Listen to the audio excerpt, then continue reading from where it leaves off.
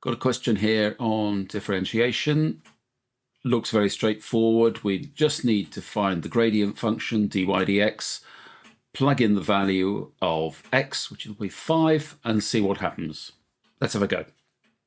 Okay, there's our function. The gradient function dy dx is formed by looking at the power of the x term, which in this case is 2, multiplying it by the coefficient, but then reducing the power of that x term by 1. So this will become 4x.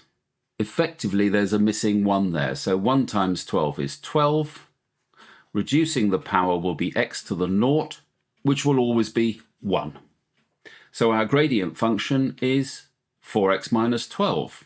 This gradient function tells us the gradient of the curve at any value of x.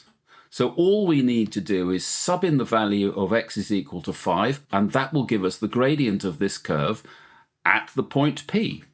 So sub x is equal to 5 dy dx is equal to 4 times 5, which is 20, minus 12, which is equal to 8. And that is your answer.